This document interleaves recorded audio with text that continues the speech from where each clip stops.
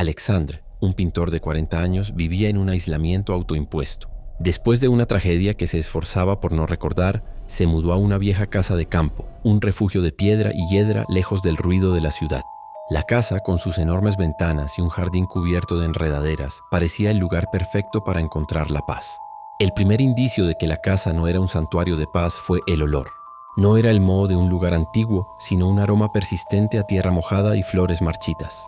La fragancia parecía venir de la nada, flotando en el aire como una promesa de algo que estaba a punto de pudrirse. Entonces vino la sombra. Era una figura esbelta y alta que se movía por el pasillo del segundo piso, siempre al anochecer. Alexandre la veía solo por el rabillo del ojo, una silueta que parecía deslizarse fuera de las paredes. No hacía ruido, pero su gélida presencia era inquietante. Los primeros días intentó ignorarla, convencido de que era solo fatiga visual o el juego de luces y sombras del sol poniente. Con el tiempo, la sombra se volvió más audaz. Comenzó a aparecer en el estudio de Alexandre, observándolo pintar desde un rincón oscuro. Sentía su mirada fija en su espalda y los colores en su paleta parecían más fríos y descoloridos. El olor a flores marchitas se intensificaba, sofocando el aroma a pintura al óleo. Intentaba hablar con ella, preguntándole quién era, pero solo recibía el silencio a cambio. Una tarde, mientras estaba concentrado en un lienzo, escuchó una voz suave y frágil susurrar detrás de él. «Por favor, ayúdame». Alexandre se dio la vuelta, pero no había nada.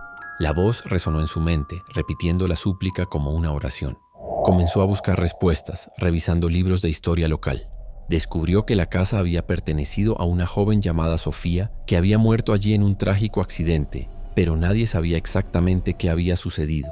Las versiones de la historia se contradecían, con algunos hablando de un incendio y otros de una caída.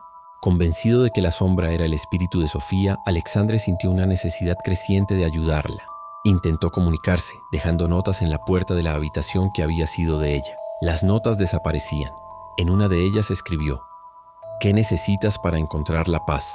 La respuesta, con una caligrafía elegante y temblorosa que no era la suya, apareció en otra nota: «¿Dónde están las llaves? Ayúdame a salir, estoy atrapada». Alexandre se dedicó a una búsqueda incesante. Rebuscó en toda la casa, buscando llaves que pudieran abrir alguna habitación secreta o un cajón olvidado. Sabía que el espíritu de Sofía estaba atrapado, pero no entendía por qué. Su cordura se deterioraba cada día. El sueño se convirtió en un lujo y se alimentaba solo cuando sentía que iba a desmayarse. La gente del pueblo lo llamaba el loco de la casa en la colina. La sombra se convirtió en su única compañía. Lo seguía por toda la casa y ya no tenía miedo, solo una necesidad de entender lo que ella quería. Hablaba con ella como si fuera su amiga, narrando sus días y mostrándole los lienzos que pintaba. La sombra, a su vez, a veces le tocaba los hombros de forma gélida, como si quisiera consolarlo. En un momento de total agotamiento se desplomó en el pasillo, con la mente vacía. La sombra se arrodilló a su lado y por primera vez la vio con claridad. No era una silueta, era una figura real, con cabello oscuro y una mirada de pura tristeza. Tocó el rostro de Alexandre y murmuró: «Por favor, suéltame». La voz ya no era un susurro distante, sino una súplica. Alexandre, desesperado, la abrazó, sintiendo el frío de su cuerpo. «Te ayudaré, te lo prometo», susurró. Cuando se levantó, se dio cuenta de que ya no estaba en su pasillo. Estaba en una cama de hospital, con el cuello vendado y rodeado de enfermeras.